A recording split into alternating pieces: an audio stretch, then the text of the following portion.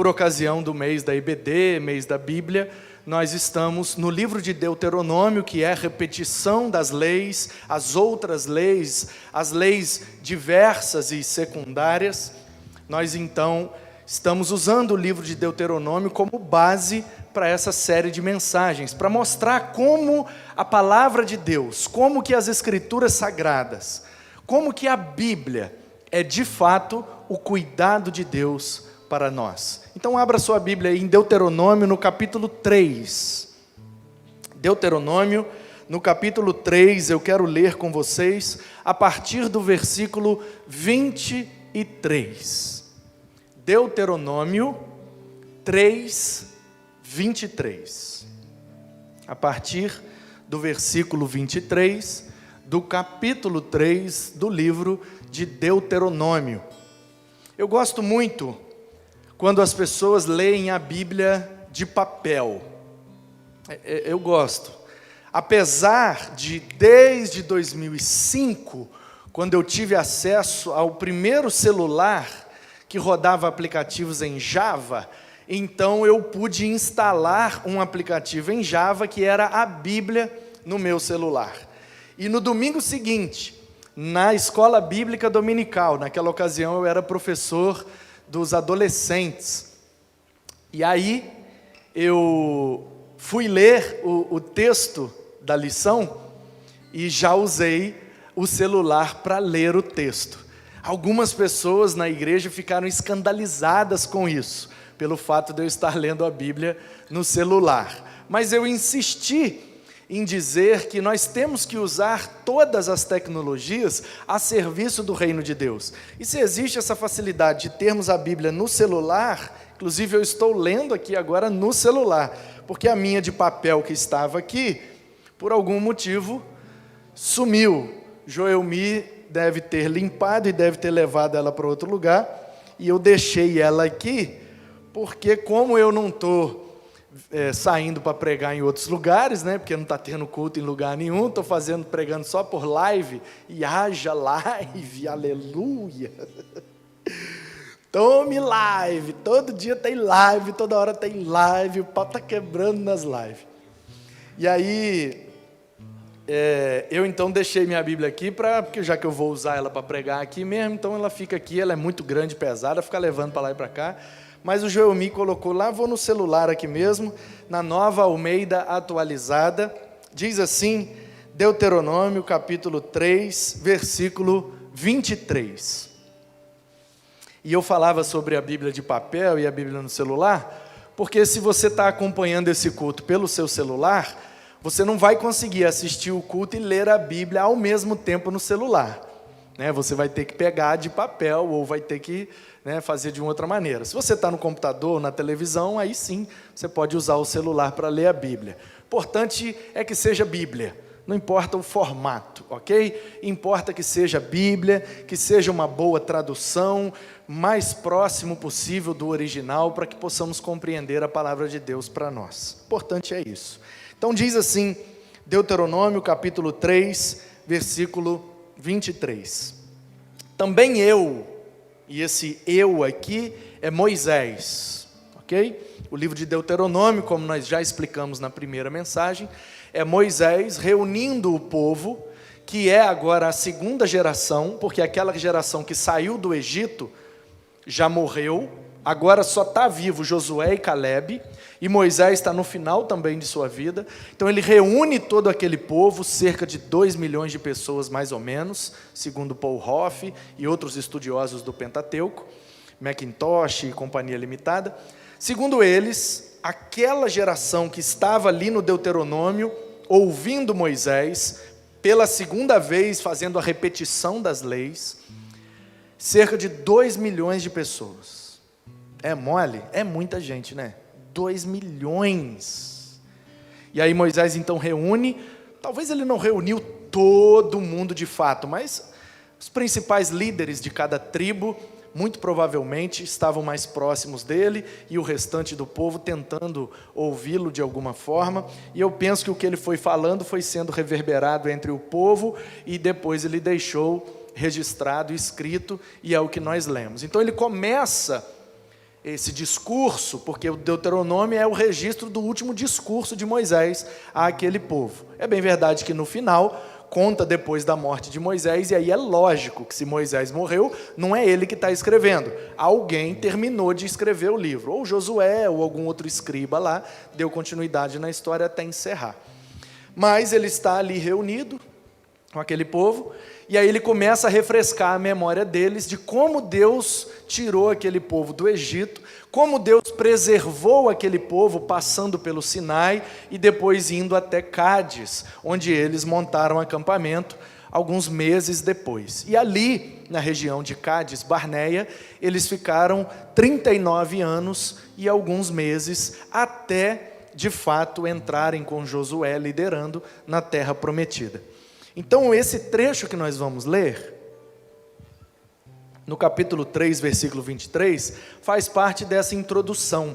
Moisés lembrando ao povo como é que Deus tirou do Egito, protegeu e permaneceu com o seu povo peregrinando ali pelo Sinai, e depois subindo e tal. E aí ele vai relembrando, e aí ele chega no tempo atual, sabe? Até que ele desenvolve todo o discurso. Nessa introdução, ele lembra de um episódio muito interessante, e é isso que eu quero chamar a sua atenção. Deuteronômio 3, a partir do 23, ele diz assim: também eu, nesse tempo, implorei ao Senhor, dizendo: ó Senhor Deus, já começaste a mostrar ao teu servo a tua grandeza e a tua mão poderosa, pois que Deus há, nos céus ou na terra, que possa fazer as obras e os feitos poderosos que tu realizas. Peço-te que me deixes passar, para que eu veja esta boa terra que está do outro lado do Jordão, esta boa região montanhosa até o Líbano. Porém, o Senhor estava indignado contra mim, por causa de vocês, e não me ouviu. Pelo contrário, ele me disse: basta, não me fale mais nisso. Suba ao alto do monte, o monte Pisga, e levante os olhos para o oeste, para o norte, para o sul, para o leste, e contemple com os seus próprios olhos, porque você não passará esse Jordão. Dê ordens a Josué, anime-o, fortaleça-o, porque ele irá à frente deste povo e o fará possuir a terra que você apenas verá. Assim, ficamos no vale, diante de Bet-peor. A série de mensagens se chama A Bíblia é o cuidado de Deus para seu povo. E o título desta mensagem é: a Bíblia é o cuidado de Deus para o livramento do seu povo. Sim, a Bíblia é o cuidado de Deus para livrar o povo de Deus. Quantas vezes eu já não estive perto de perder a vida? Quantas vezes eu já não estive perto de cometer uma grande besteira e prejudicar o meu futuro? Quantas vezes não me deu vontade de chutar o balde, fazer algumas coisas que certamente prejudicariam a minha carreira, o meu futuro, a minha vida, e eu não fiz, e eu não realizei, e eu não caí por causa das orientações da palavra de Deus. Você que me ouve aí agora, deve também se recordar que várias vezes você teve vontade de fazer algumas coisas, e não fez porque Deus, na sua palavra, orienta para não fazer aquilo. E toda vez que você não fez para obedecer a palavra, você lembra disso com gratidão e percebe que, de fato, o correto era não ter feito, porque você se prejudicaria. E todas as vezes que você não deu ouvidos à voz de Deus e fez, hoje você lembra disso com amargura, porque você percebeu que, de fato, isso prejudicou a sua vida. Pois bem, esse texto relata uma situação dramática, uma situação triste, mas ao mesmo tempo uma situação de livramento. A Bíblia diz, e nós acabamos de ler, que Moisés liderou aquele povo saindo do Egito. Ele enfrentou o faraó, ele viu aquelas 10 pragas de forma sobrenatural invadir o Egito, ele viu o faraó, mesmo a contragosto, liberar o povo, ele viu Deus guiando o povo até a beira do mar, mar de juncos, ali na península do Sinai, para atravessar, chamado também de Mar Vermelho, porque é a pontinha dele. E ele viu a maneira como Deus abriu aquele mar, ele viu aquele povo que, naquela época, saindo do Egito, eram aproximadamente 5 milhões de pessoas, e viu aquela multidão atravessando aquele mar a pés enxutos. Não era um trecho muito grande, não era muito perto, como um rio, mas também não era muito grande. É um bracinho de mar que entra ali formando uma península, e aquele pedacinho ali, pedacinho entre aspas, porque tem alguns quilômetros, é conhecido como Mar de Juncos, por causa dos juncos, aquela vegetação que tinha bastante lá no Egito. E ele vê aquele mar se abrindo, o povo atravessando, Faraó com seu exército vindo atrás, o mar fechando, engolindo, e eles do outro lado, dançando e celebrando o livramento que Deus deu para eles. Celebrando a liberdade, eles descem então para o sul da península do Sinai, e ali em cima de um monte, também conhecido como Monte Sinai, mas de fato ele é um monte no Sinai. Mas aí Moisés subiu aquele monte, teve um tete-a-tete com Deus, desceu com 2 tábuas, com 10 ordenanças, 10 mandamentos, 10 orientações do que aquele povo não deveria fazer.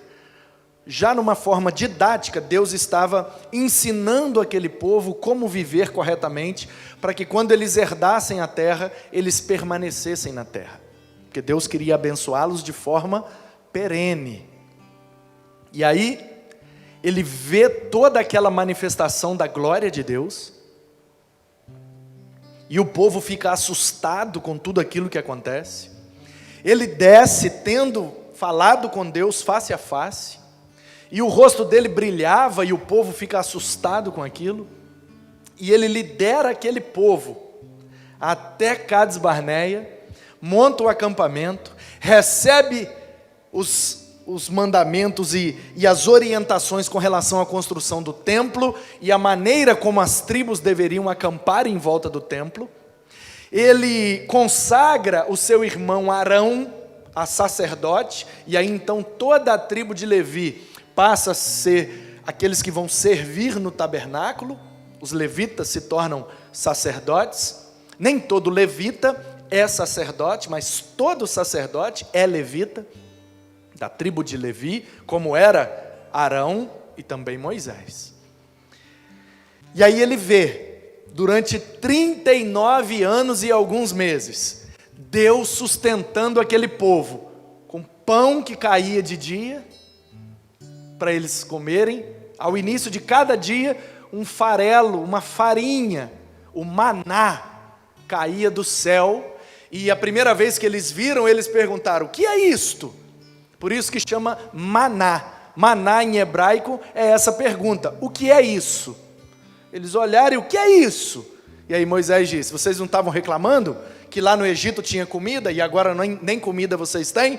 Pois bem, Deus vai nos sustentar dia após dia, enviando esse pão do céu, já simbolizando ali a vinda do nosso pão da vida, que é Jesus.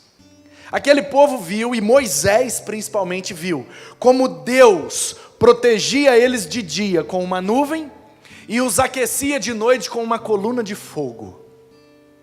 E o povo foi preservado, e o povo foi protegido, e o povo foi livrado por 40 anos.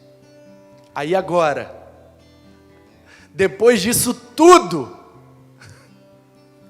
Moisés olha para a terra prometida, que estava depois do Jordão, cima daquele monte, Pisga, e vê aquela terra linda, plana, gigante, uma terra boa, fértil, e no coração estava a cidade de Jericó.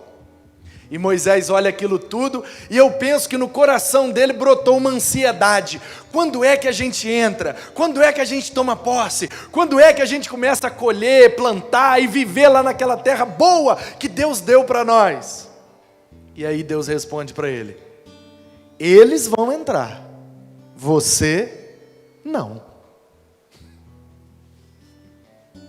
Já pensou?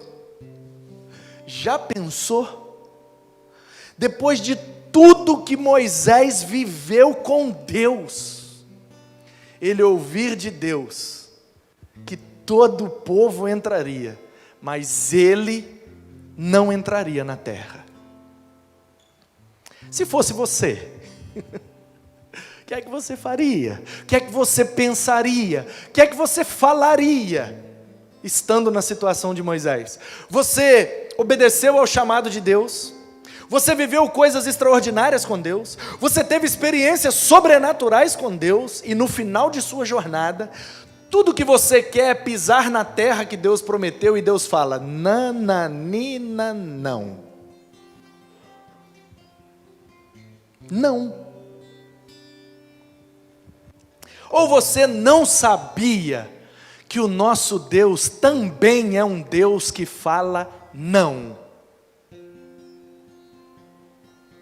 Prega-se por aí que Deus é amor.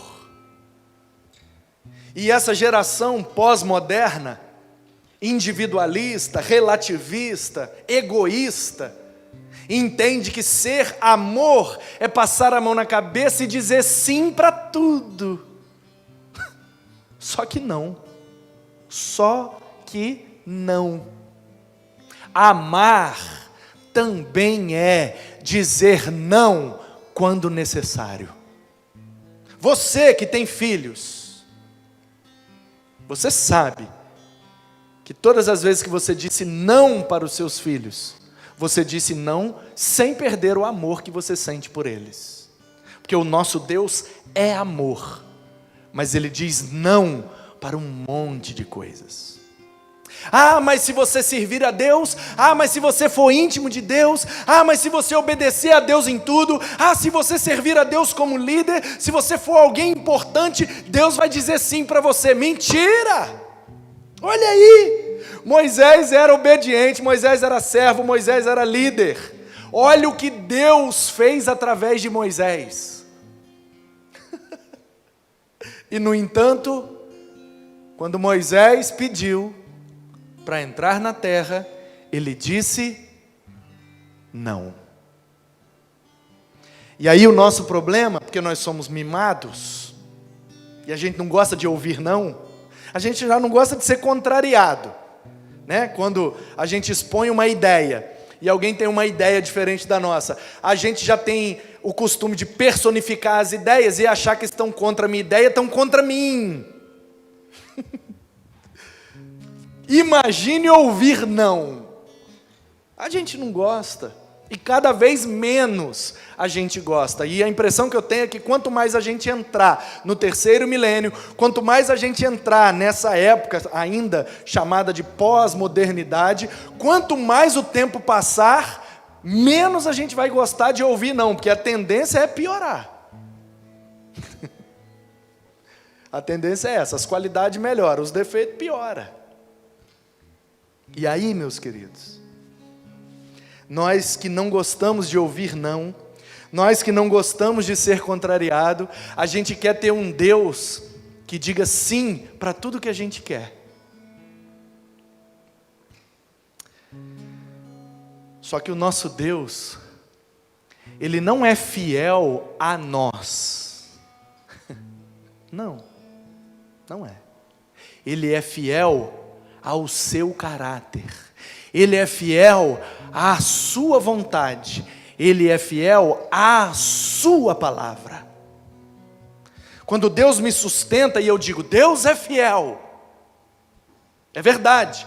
Mas dizer que Deus é fiel não significa que Ele é fiel a mim, por isso que Ele me sustenta. Não, Ele é fiel à palavra dEle, que diz que um justo nunca mendigaria o pão.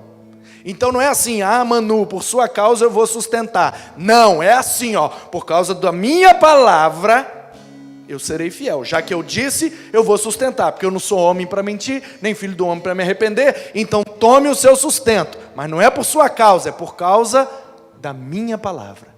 Ele é fiel a Ele mesmo. E como Deus é fiel a Ele mesmo, Ele não pode contrariar o seu caráter. Ele não pode contrariar os seus atributos. E um de seus atributos é amor. Deus é amoroso. Deus é justo. Deus é benigno. Deus é bondoso. Deus é gracioso e misericordioso. E sem perder nenhum desses atributos, com a boca cheia, de vez em quando Ele nos responde, não. E glória a Deus por isso.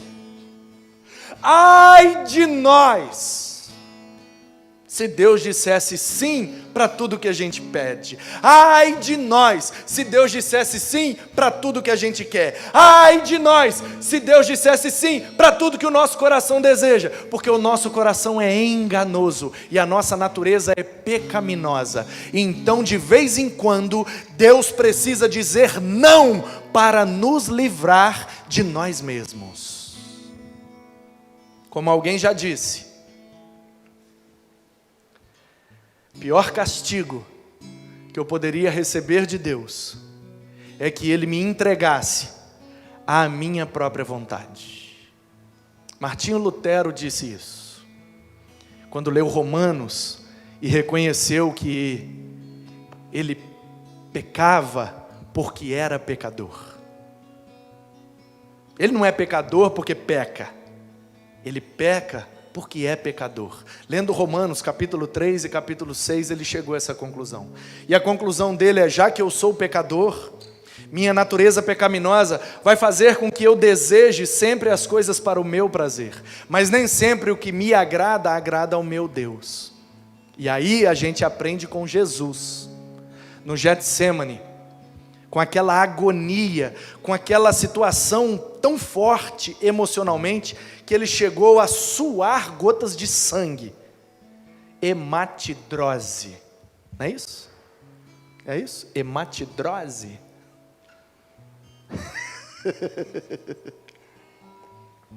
Eu acho que é, suar sangue. É possível, algumas pessoas já tiveram essa experiência. Uma agonia, um estresse tão profundo que a pessoa sua sangue.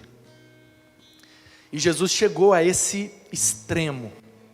E aí ele faz uma oração, ele diz, Pai, se for possível, afasta de mim esse cálice. Cálice ali, simbolizando o sofrimento que ele teria na cruz. E aí ele pede, Pai, se tiver um outro jeito de resolver o problema da humanidade, com relação ao pecado, me ajuda aí, porque o sofrimento está pesado. Aí ele põe uma vírgula. Porém, que seja feita a tua vontade. Sabe, queridos, nós precisamos, de uma vez por todas, entender que de vez em quando Deus vai proibir algumas coisas. Mas as proibições de Deus não são para estragar os nossos prazeres. As proibições de Deus são para nos livrar dos perigos da vida. Nosso Deus é o Deus que vê depois da curva.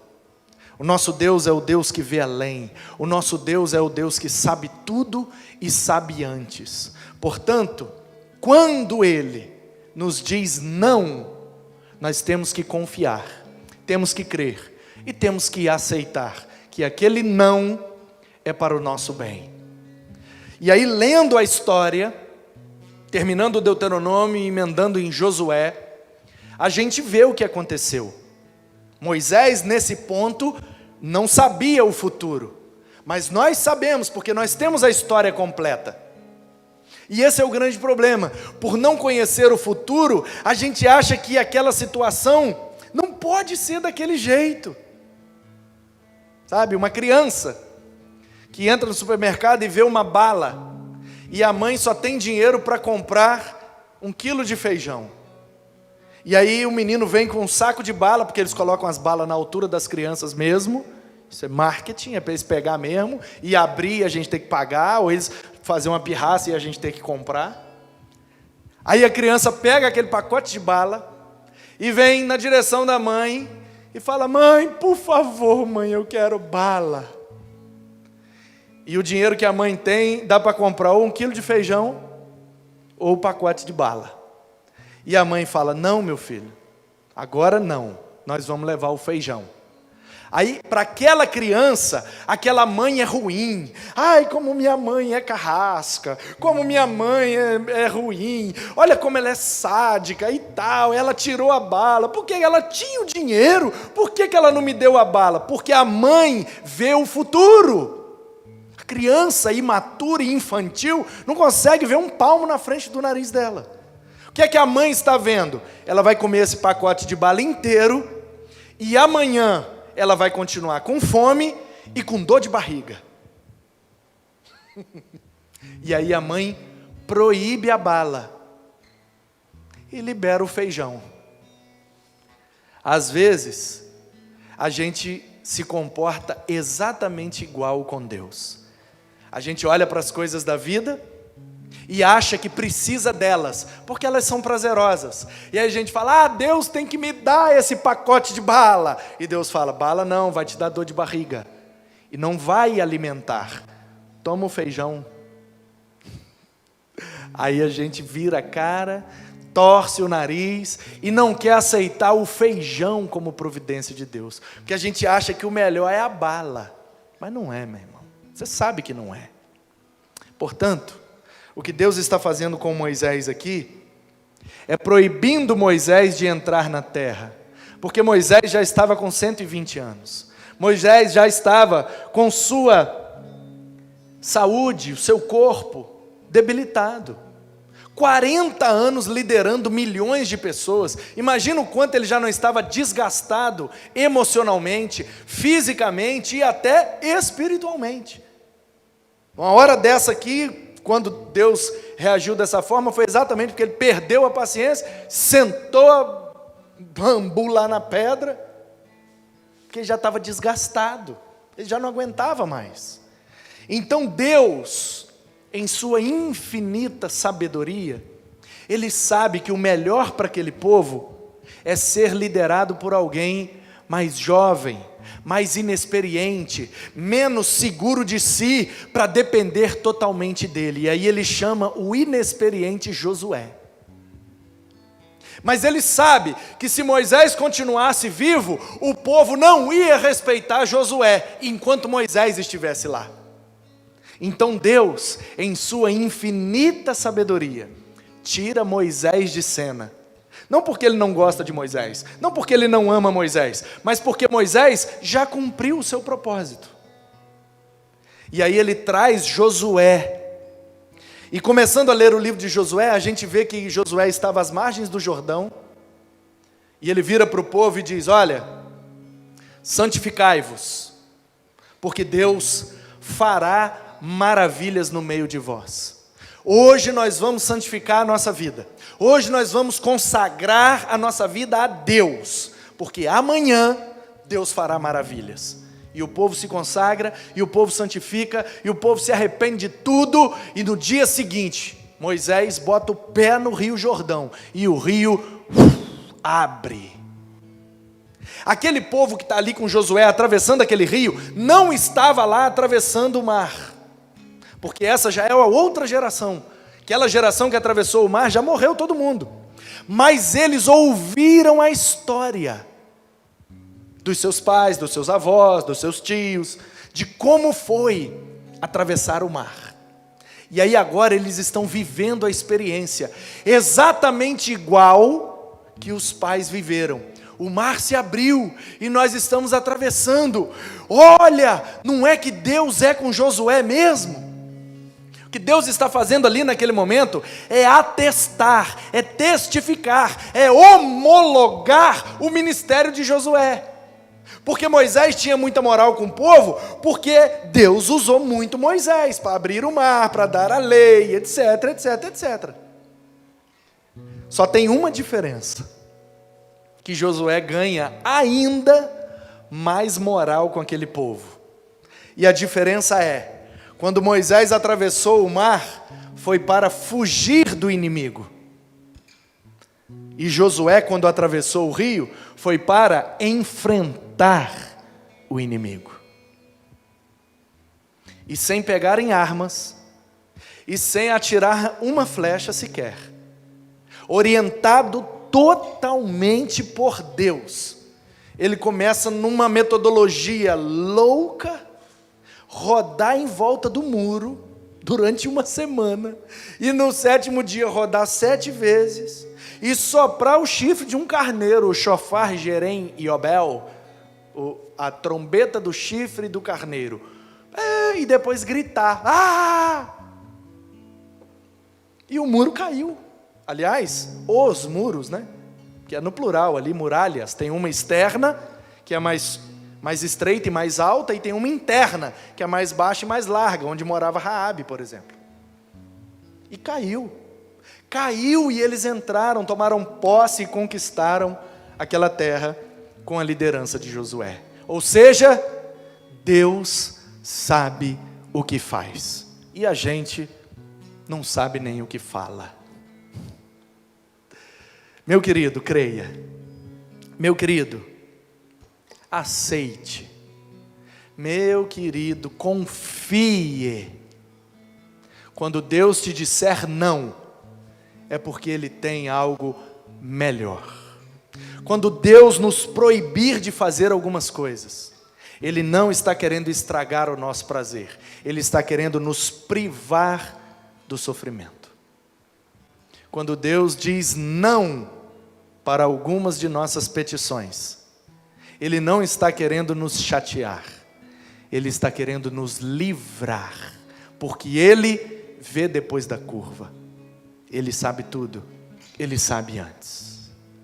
Eu sei que nós estamos vivendo dias em que nós estamos privados de algumas coisas, a gente está ouvindo não de um monte de gente, de um monte de lugar. Não pode isso, não pode aquilo, não pode isso, não pode aquilo, não pode sair de casa, não pode. Essa crise, essa pandemia, esse coronavírus, essa Covid-19, está aí mais perto do que nunca, e cada vez mais perto de nós, aqui em Vila Velha, no Espírito Santo.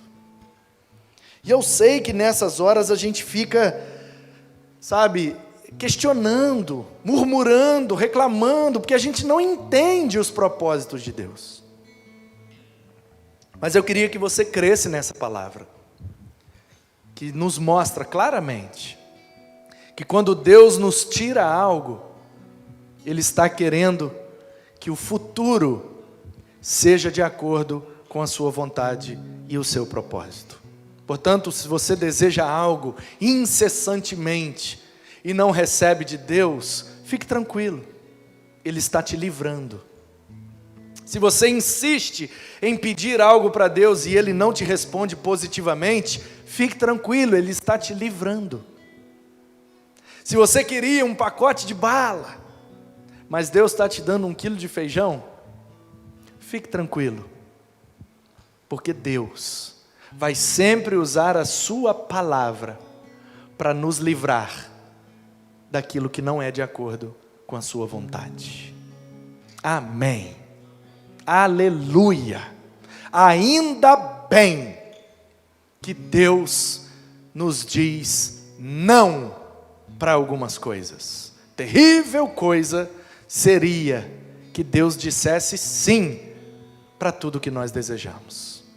Que Ele nos abençoe, que Ele nos guarde e que Ele nos dê a paz, para que quando Ele disser não para algumas coisas, que nós tenhamos paz em aceitar o não de Deus como um livramento da parte dele.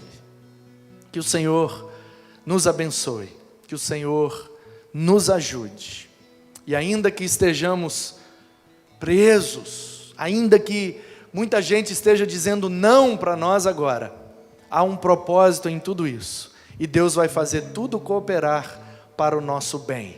E Ele está usando tudo isso para nos livrar de sair pela nossa vontade. Então o desejo do nosso coração deve ser de aceitar os nãos da parte de Deus, crendo que lá na frente a gente vai entender que Ele só estava querendo nos livrar e nos abençoar.